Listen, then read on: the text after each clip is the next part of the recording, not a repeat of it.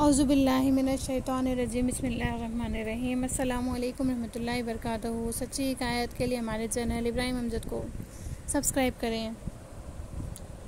हज़रत अब्दुल्ला बिन मुबारक रहमतुल्लाह अलैह फरमाते हैं कि एक बार ऐसा इत्तेफाक हुआ कि मैं एक बयाबा में था कि हज का वक्त आ गया। मैं नहायत बेकरार हुआ कि किस तरह वहाँ पहुँचूँ। आखिर मैंने अपने दिल में ख्याल किया कि अब वहाँ नहीं पहुँच सकता। खैर वो अमाल ही बजा लाऊँ जो हज्जाज बजा लाते हैं, ताकि उसी जगह हज का सवाब हासिल करूँ, यानी नाखून ना उतारूँ, बाल ना मुड़वाऊँ वगैरह। मैं उसी शच-पंज में था कि क्या देखता हूँ कि नूरानी शक्ल की कुबड़ी ज़ईफ़ औरत लाठी टेकती चली आती है। जब मेरे पास आई तो मुझसे कहा, ए अब्दुल्ला, शायद तू हज की तमन्ना रखता है और उसी ख्याल में है।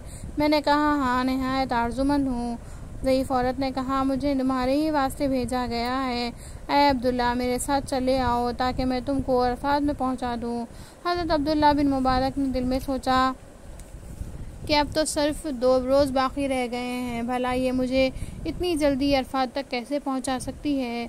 उस बुढ़िया ने कहा, ए अब्दुल्ला, जिसने सुबह की नमाज की सुन्नतें संजाब में पढ़ी हों और फ़र्ज़ हजियों के किनारे पर और नमाज इशराक़ शहर मर्द में, तो उसकी हमराही में क्यों अरफात ना पहुँच सकेगा।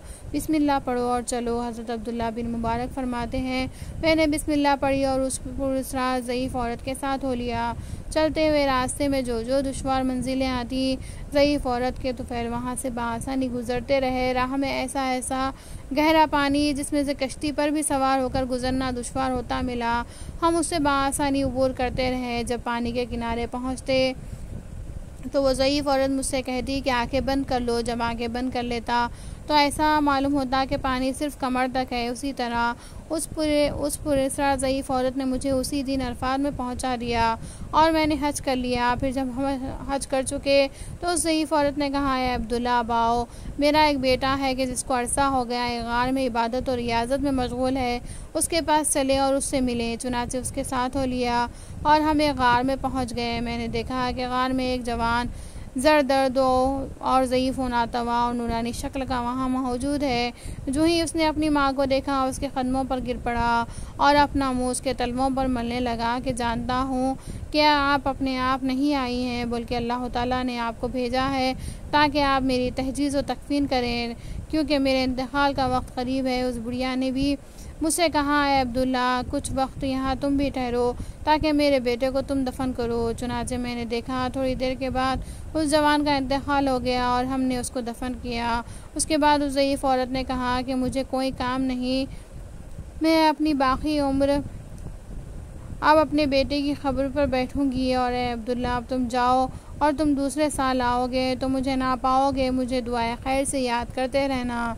तज़किरतुल औलिया, सफ़ा नंबर 221। अल्लाह के मकबूल बंदों की बड़ी ही शान होती है और उनके दिल में हर वक्त खुदा की याद रहती है। और ये भी मालूम हुआ कि अल्लाह के वलियों में ऐसी बाकमाल औरतें भी गुजरी हैं कि जिनकी हालात और कमालात पढ़कर ईमान ताज़ा हो जाता है। और ये भी मालूम हुआ कि अल्लाह वाले मुद्दतों का सफ़र पल भर में तय कर लेते हैं और दिलों के इरादों और ख़यालात पर भी मतला हो जाते हैं। और ये भी मालूम हुआ कि औलियाए उम्मत को अपनी मौत का भी इल्म हो जाता है और ये सारे कमालात उलूम इन औलिया को हुज़ूर सैयदुल अंबिया जनाब अहमद मुश्तबा मोहम्मद मुस्तफ़ा सल्लल्लाहु ताला अलैहि वसल्लम के सदक़े में हासिल हुए हैं।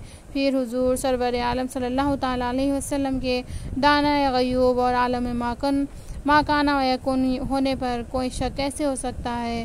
सदक़ल्लाहुल अलीयुल अज़ीम व मा अलैना इल्लल बलाग। हमारे चैनल को लाइक, शेयर और सब्सक्राइब करें।